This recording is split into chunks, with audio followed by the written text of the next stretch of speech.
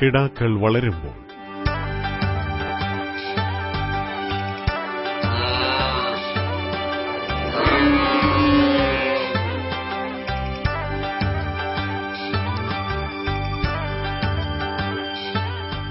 പശുക്കുട്ടികളുടെ പരിപാലനം ലാഭകരമായ പാൽ ഉൽപാദനത്തിലെ ആദ്യഘട്ടമാണ്.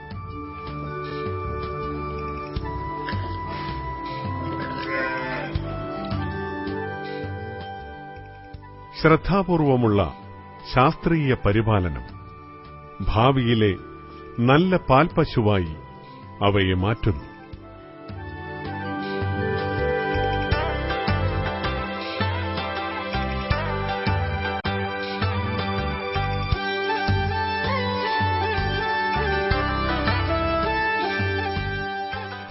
ഒരു കിടാവിന്റെ പരിപാലനം അതിന്റെ തള്ളയുടെ ഗർഭകാല പരിപാലനം മുതൽ ആരംഭിക്കുകയായി.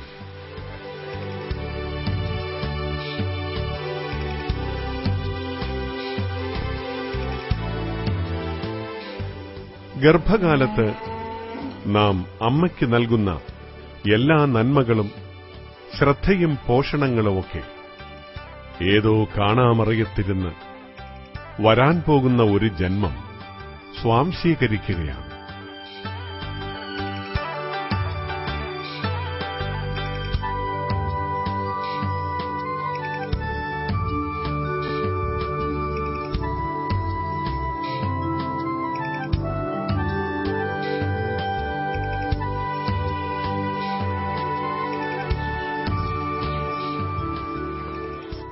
ഇവിടെ ഒരു പുതുജന്മം ഭൂമിയിലേക്കുള്ള തുടക്കയാത്രയ്ക്ക് തയ്യാറെടുക്കുകയായി. ശാന്തസുന്ദരമായ ഒരു പിറവി.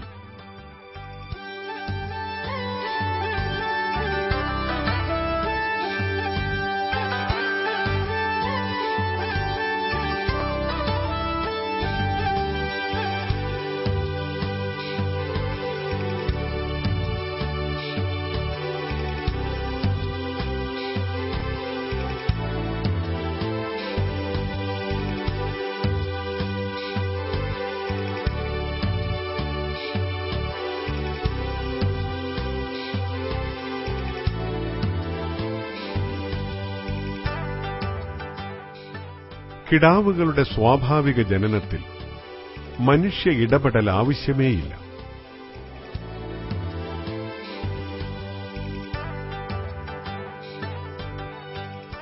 സാധാരണയായി ഒരു കുട്ടി മാത്രമേ പശുക്കൾക്കുണ്ടാവൂ. ഇരട്ടകൾ അപൂർവമായി പിറവിയെടുക്കാം.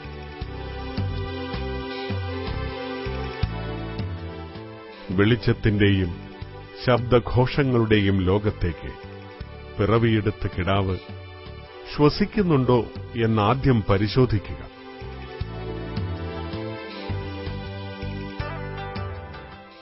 മൂക്കും വായും തടസ്സരഹിതമാക്കുകയാണ് ആദ്യം ചെയ്യേണ്ടത്. വൃത്തിയുള്ള ഒരു തൂവാലയോ തുവർത്തോ ഇതിനായി ഉപയോഗിക്കാം.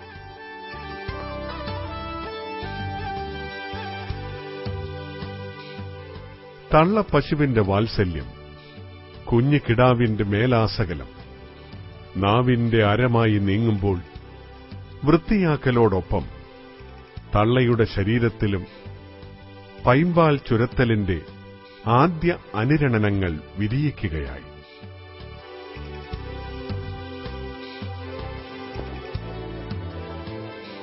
ആരോഗ്യമുള്ള പൈക്കിടാവ് വളരെ വേഗം എണീറ്റ് നിന്ന് ആദ്യ പാൽ നുണയാൻ തുടങ്ങും.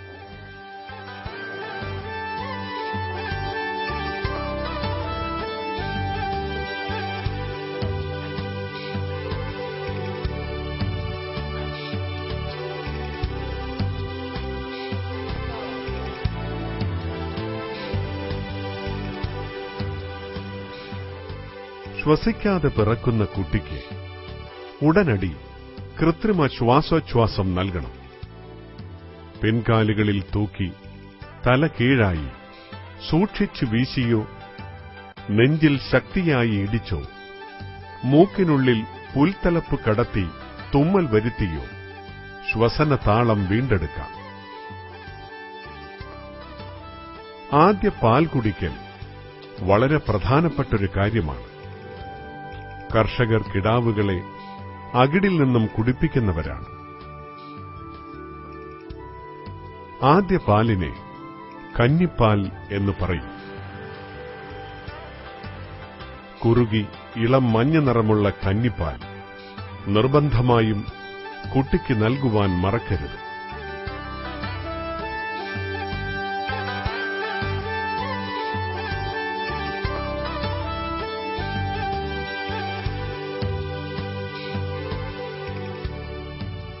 തള്ള പശുവിൽ നിന്ന് രോഗപ്രതിരോധത്തിനുള്ള ഗാമ ഗ്ലോബുലിൻ ഉൾപ്പെടെ വിറ്റാമിനുകളുടെയും മാംസത്തിന്റെയുമൊക്കെ സമ്പുഷ്ട കലവറയാണ്.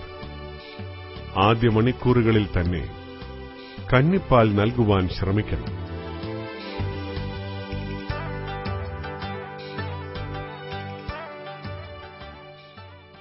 എന്നാൽ വലിയ ഫാമുകളിൽ പിറവിയെടുത്ത കുഞ്ഞു കിടാവിനെ തള്ളയിൽ നിന്ന് അകറ്റുകയാണ് ചെയ്യുക. ഇതിന് വീനിങ് എന്നാണ് പറയുന്നത്.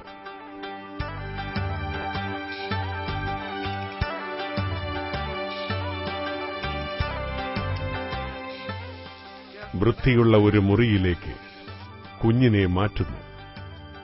ഉണങ്ങിയ റബ്ബർ തറയാണ് അഭികാമ്യം. കാറ്റും വെളിച്ചവും ധാരാളം വേണം. ഈർപ്പരഹിത മുറികൾ ഏറെ ഗുണം ചെയ്യും. കർഷകർ വൈക്കോൽ വിരിച്ച നനവില്ലാത്ത തറയിൽ കുട്ടികളെ കിടത്തുന്നു.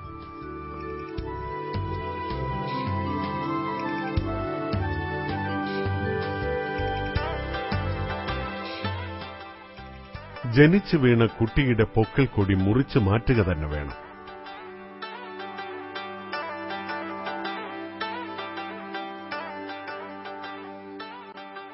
പൊക്കിൾക്കൊടി അണുനാശിനി ഉപയോഗിച്ച് വൃത്തിയാക്കിയ ശേഷം അണുവിമുക്തമായ ഒരു ചരടുപയോഗിച്ച് ശരീരത്തിൽ നിന്ന് ഏതാണ്ട് 1.5 ഇഞ്ച് അകലത്തിൽ മുറുക്കി കെട്ടുക. ഇങ്ങനെ കെട്ടിയ പൊക്കിൾക്കൊടിയുടെ താഴ്ഭാഗം അണുനശീകരണം നടത്തിയതോ നന്നായി തിളപ്പിച്ച് തണുപ്പിച്ചതോ ആയ ഒരു കത്രികയോ ബ്ലേഡോ കത്തിയോ ഉപയോഗിച്ച് മുറിച്ചു മാറ്റാം.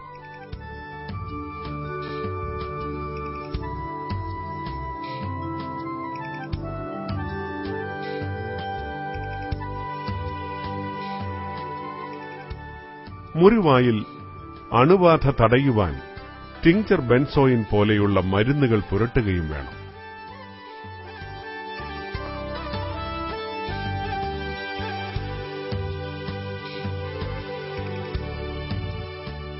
അണുബാധയുള്ള പൊക്കിൾക്കൊടി പലവിധ ആരോഗ്യ പ്രശ്നങ്ങളും വരുത്താം.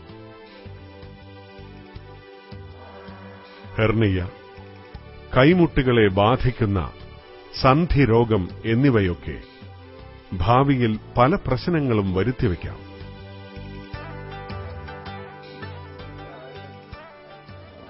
ജനന സമയത്തെ ശരീരഭാരം ഒരു ത്രാസ് ഉപയോഗിച്ച് നോക്കി എഴുതിവെക്കണം.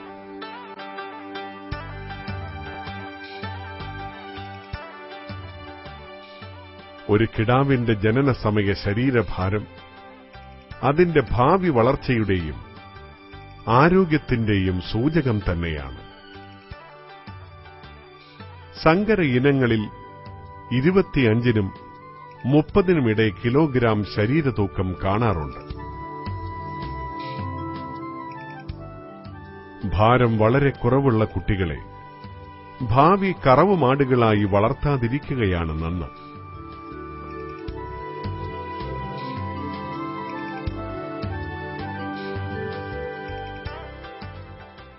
തള്ളയിൽ നിന്നും വേർപെടുത്തി വളർത്തുമ്പോൾ കിടാവിന്റെ ശരീരഭാരത്തിന്റെ 1/10 ഭാഗം ഭാരത്തിൽ ശുദ്ധമായ പാൽ ആദ്യ 1.5 മാസം പ്രായം വരെ നൽകുകയാണ് വേണ്ടത്.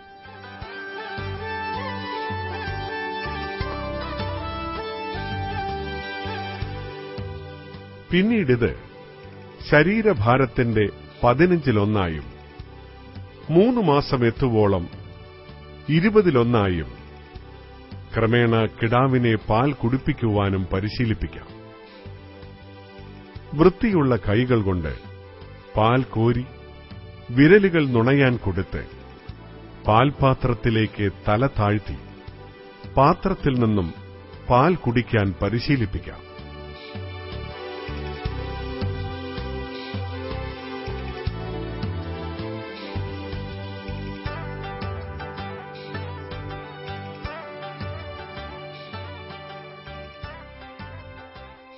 പാൽ കുടിപ്പിച്ച ശേഷം വൃത്തിയുള്ള ഒരു ടവൽ കൊണ്ട് തുടച്ച് ഓരോ കിടാവിനെയും അതിനുള്ള കൂട്ടിലാക്കുക.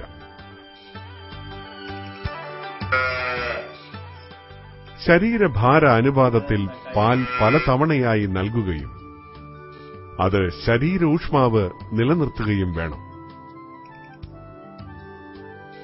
ബക്കറ്റ് ഉയർന്ന തലത്തിൽ വയ്ക്കുകയുമാവാം. നിപ്പിൾ കുപ്പികൾ ഉപയോഗിച്ചാൽ കൂടുതൽ ഉമിനീർ സ്രവം ഉണ്ടാകും, പക്ഷേ ചിലവേറും.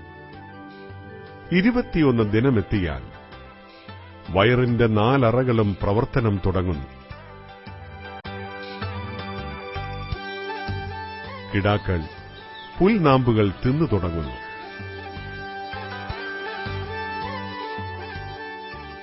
കൂട്ടമായി ഒരു കൂട്ടിൽ വളർത്തുന്ന കിടാവുകൾ പരസ്പരം നക്കുകയും ചെവികളും ചുണ്ടുകളും ചപ്പിക്കുടിക്കുകയും ചെയ്തേക്കാം.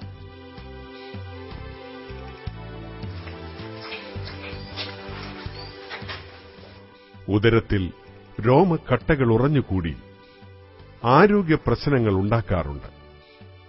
ചില ശ്വസനജന്യ രോഗങ്ങൾ പടരുവാനും ഇത്തരം കൂട്ടം കൂടൽ ഇടയാക്കാറുണ്ട്.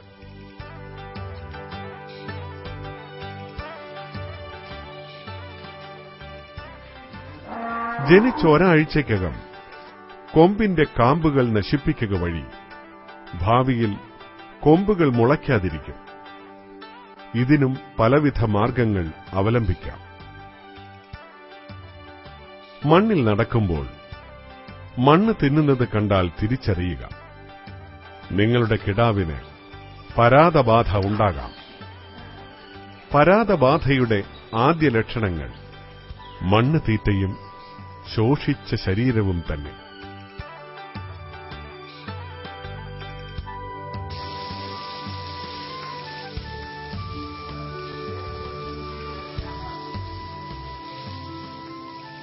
കുട്ടിക്കൂടുകളുടെ വൃത്തി വളരെ പ്രധാനപ്പെട്ട കാര്യമാണ്. നല്ല റബ്ബർ ഷീറ്റുകൾ വിരിച്ച തറ തന്നെ നല്ലത്. കഴുകാനും ഉണങ്ങാനും എളുപ്പം.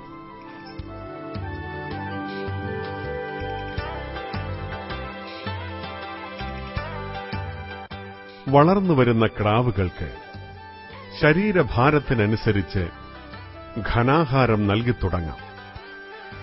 കാഫ് സ്റ്റാർട്ടർ എന്ന് വിളിക്കുന്ന പോഷകസമൃദ്ധമായ പ്രത്യേക തീറ്റയാണ് ഫാമുകളിൽ നൽകാറ്. ഇത്തരം തുടക്കത്തീറ്റ കർഷകർക്ക് തന്നെ നിർമ്മിച്ചെടുക്കുകയുമാകാം.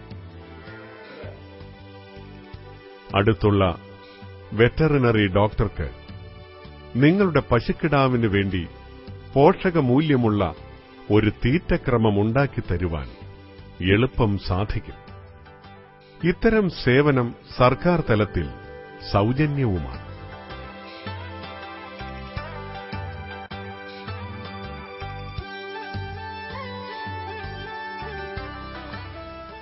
എപ്പോഴും കിടാവുകളുടെ കൂട്ടിൽ ശുദ്ധജലം കുടിവെള്ളമായി എത്തണം. ഓട്ടോമാറ്റിക് ജലനിർഗമന പാത്രങ്ങൾ ഫാമുകളിൽ ഇതിനായി നിർമ്മിച്ചിട്ടുണ്ട്. മാസത്തിലൊരിക്കൽ ഒരു വെറ്ററിനറി ഡോക്ടറുടെ നിർദ്ദേശപ്രകാരം വിരമരുന്നുകൾ കിടാക്കൾക്ക് നൽകണം.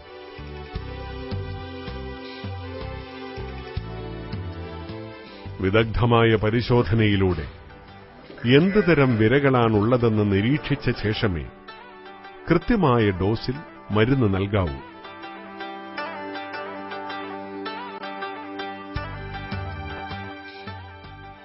കിടാവുകളുടെ പരിപാലന പ്രക്രിയയിൽ തിരിച്ചറിയൽ മാർഗങ്ങൾ അവലംബിക്കുന്നത് പ്രധാനമായും വലിയ ഫാമുകളാണ്. ഇതിനായി ടാറ്റൂ മഷിയടയാളം, ലോഹ കുണുക്കുകൾ, പ്ലാസ്റ്റിക് കുണുക്കുകൾ, ഇലക്ട്രോണിക് ചിപ്പുകൾ, വർണ്ണചിത്രങ്ങൾ എന്നിവ ഉപയോഗത്തിലുണ്ട്.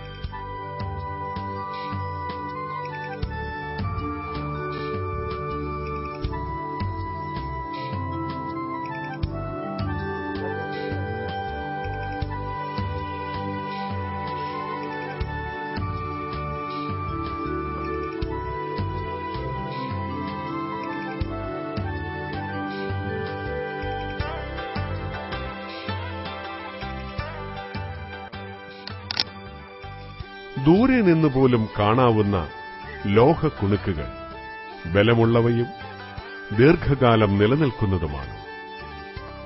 ഇത്തരം തിരിച്ചറിയൽ ശാസ്ത്രീയ പരിപാലന പ്രക്രിയ ഫാമുകളിൽ എളുപ്പമാക്കുന്നു.